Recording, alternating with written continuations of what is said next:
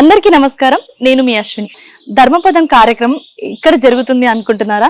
So ఈ రోజు మనం వచ్చేసి కొత్తపేటలోని తత్వం చారిటబుల్ ట్రస్ట్ దగ్గరకు వచ్చాము. ఇక్కడ మనకి ప్రముఖ ఆధ్యాత్మికవేత్త బ్రహ్మశ్రీ బంగారయ్య శర్మ గారి ఆశ్రమం. ఇక్కడ మనం గోశాలని ఒకసారి వీక్షిస్తాం. పదండి.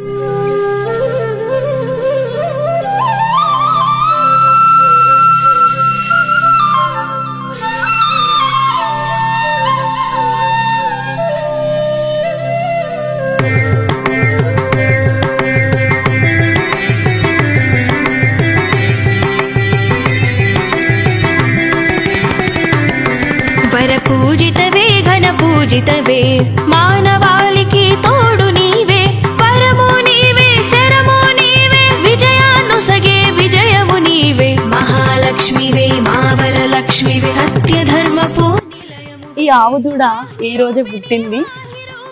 వెలుగు నింపే చాలా భలే ముద్దుగా ఉంది కదండి. ఇక్కడ వాళ్ళే స్వయంగా చేసిన ఆవు నెయ్యితో మనం భోజనం చేయొచ్చు. వాళ్ళు భోజన సదుపాయాన్ని కూడా మనకు కల్పిస్తారు. మనతో పాటు శ్రీనివాసం బంగారయ్య ఆశ్రమం గారు మనతో పాటు ఉన్నారు. మొత్తము చక్కగా గోశాల. మీరు చూస్తున్నవన్నీ కూడా దేశవాళీ ఆవులు. ఈ ఆవు జాతిని ఘిర్ జాతి అంటారు. ఈ ఘిర్ జాతి ఆవు యొక్క ప్రత్యేకత ఏమిటి అంటే, కృష్ణ పరమాత్మ వేణువు వాయిస్తూ ఉంటే గుజరాత్కి సంబంధించినటువంటి ఆవులు.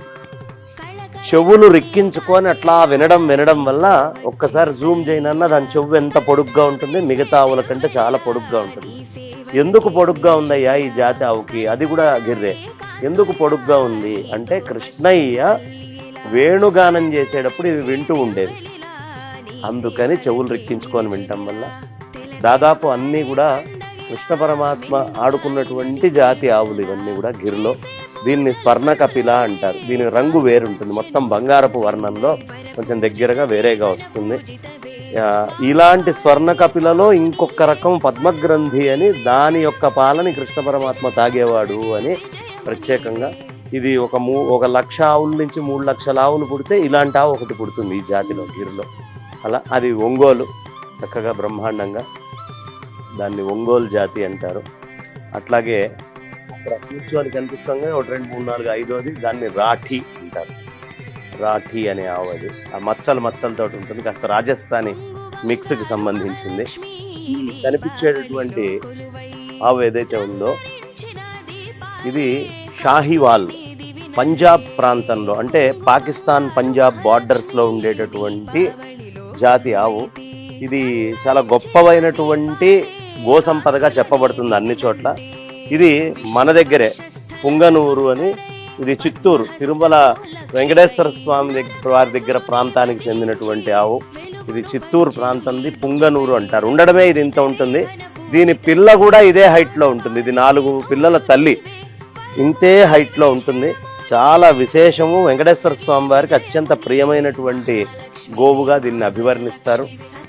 కాబట్టి మాఘమాసంలో ఇలా ఇన్ని రకాలైనటువంటి గోవులు ఇవన్నీ ఉండడము చాలా విశేషంగా. ఇప్పుడు ఆ చిన్న తెల్ల దూడ ఉందే, అది ఇవాళ్లే భూమి మీదకి వచ్చింది.